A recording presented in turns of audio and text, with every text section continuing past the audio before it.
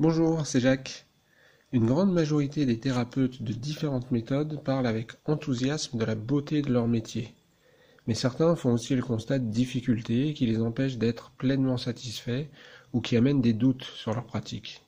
Une fatigue musculaire et nerveuse après les soins, un manque d'information dans les mains lors de leurs séances, un manque d'inspiration, d'intuition ou autre encore, qui à la fois amènent cette insatisfaction et ces doutes, et font aussi que les personnes accompagnées ne bénéficient pas totalement des séances de manière optimale. Dans cette vidéo, j'ai envie de vous partager 5 exercices de Qigong qui peuvent être une aide précieuse pour répondre à ces difficultés. Je parle souvent dans mes cours et stages de la manière dont la somato-psychopédagogie a influencé ma pratique du Qigong, notamment dans la lecture du mouvement, mais aussi dans ce changement de regard sur le corps, de douceur, de bienveillance, de confiance. Et bien là, j'ai envie de vous parler de la réciproque, c'est-à-dire comment la pratique du Qigong rend plus efficace mes séances de somato et de Reiki. À la fin de cette vidéo, vous aurez donc 5 exercices pratiques pour vous aider dans les difficultés que j'ai évoquées au départ. Et si vous souhaitez en savoir plus, je vous mets des liens vers des vidéos explicatives dans la description juste en dessous. Globalement, j'ai constaté que la pratique du Qigong avait une influence très significative dans 5 directions fondamentales que l'on retrouve chez la plupart des thérapeutes. Première direction, devenir un canal énergétique grâce au travail postural Zhanzhong. Dans les soins énergétiques, on a coutume de dire que le praticien ne transmet pas sa propre énergie, ce qui le fatiguerait beaucoup, mais qu'il se place en canal de l'énergie universelle. Eh bien, cette posture est idéale pour s'y relier.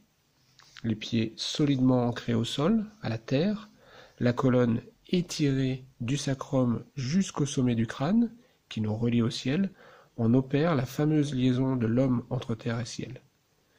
C'est une connexion qui vous permettra, entre autres, de vous protéger contre l'épuisement de votre propre énergie et de garder un haut taux vibratoire. 2 qualités qui vous permettront d'être plus efficace sans vous fatiguer lors de vos séances, tant sur le plan musculaire que nerveux.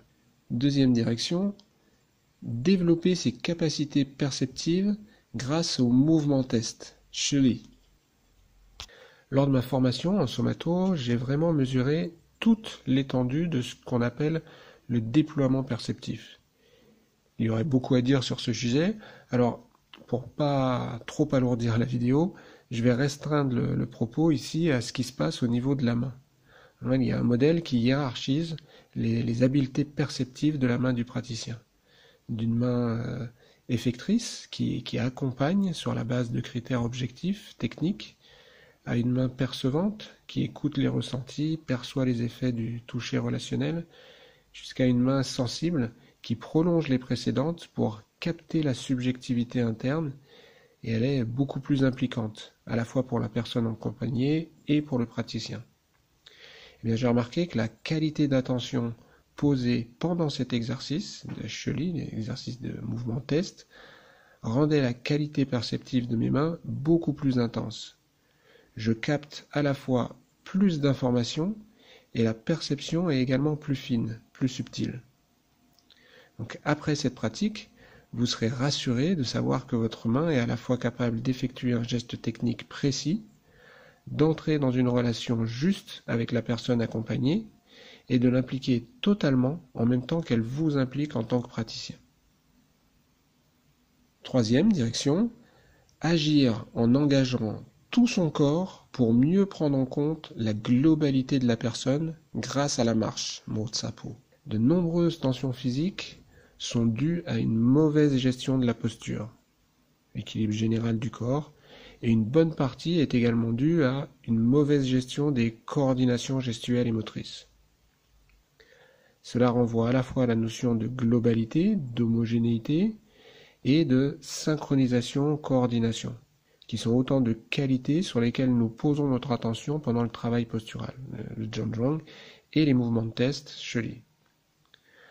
En plus de la stabilité, solidité, globalité que vous développerez grâce aux exercices précédents, cet exercice de la marche améliorera à la fois votre coordination, votre synchronisation et votre intensité. Le fameux ni trop ni trop peu. Je constate qu'avec la pratique, je m'engage plus facilement avec ma globalité dans mes séances de somato, je répartis mieux le jeu tensionnel, j'utilise moins de force musculaire pour gérer ma propre posture, donc mon écoute tissulaire est moins perturbée. Et la réponse de la personne, du corps de la personne est meilleure, à la fois plus globale et plus fine. En plus, ça donne à la personne le sentiment qu'elle peut vraiment s'appuyer, se reposer sur moi pour déployer toutes ses potentialités. Donc avec cet exercice, vous aurez vraiment la sensation d'être un point d'appui pour la personne, à la fois solide, dynamique et mobilisant. Quatrième direction, s'appuyer sur une intention claire grâce au déplacement associé au mouvement test. Plus la main est hésitante, plus le mouvement est saccadé, moins la réponse va être claire. Et très souvent, quand la réponse n'est pas satisfaisante, c'est que la question est mal posée. Et là, la lenteur, la précision avec laquelle vous vous conformerez à l'image mentale associée à l'exercice aiguisera la clarté de votre intention. C'est une manière pour nous de réaliser le fameux je pense donc je suis. Avec ici la boucle retour qui fait que réciproquement, en affinant mes sensations, le je suis, je rends mes intentions plus claires, je pense. Donc ça fonctionne dans les deux sens. Vous serez un peu comme un artisan qui façonne, polit la matière brute pour parvenir au produit fini dont il a l'image, en même temps que la qualité du produit fini amène cet artisan à évoluer dans sa créativité. Cinquième direction, avoir confiance en ses ressentis, intuitions, grâce au mouvement spontané Tianwu.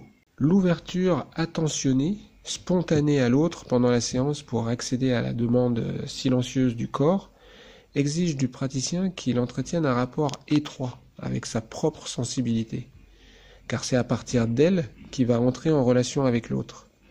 Cela demande beaucoup de confiance et c'est un des axes que vous développerez grâce à cet exercice de Tianwu qui vous aidera à écouter vos élans internes et surtout à vous engager pleinement pour les suivre. Vous constaterez lors de vos séances qu'en complément des protocoles précis que vous suivez, il y a aussi des mouvements où votre main sera attirée par une zone, une direction, une amplitude, une profondeur, sans que vous y ayez réfléchi avant. Et bien souvent, votre intuition sera validée par la personne sous vos mains qui vous témoignera du bien qu'elle a ressenti.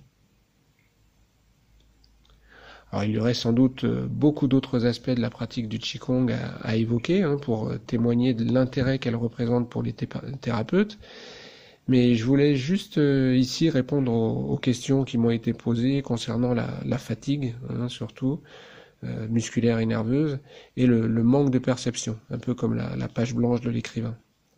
Alors, si vous avez d'autres questions ou d'autres expériences à partager, n'hésitez pas à le faire dans les commentaires de cette vidéo, ça intéressera sûrement d'autres personnes.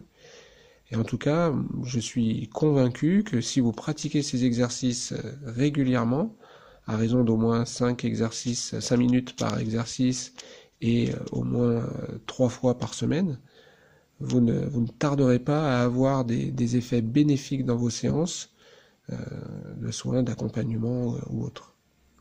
Et là aussi, n'hésitez pas à les partager dans les commentaires sous la vidéo.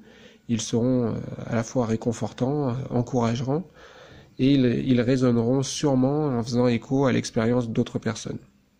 Voilà. Eh bien, au plaisir de vous lire, et je vous dis à très bientôt pour de prochaines vidéos.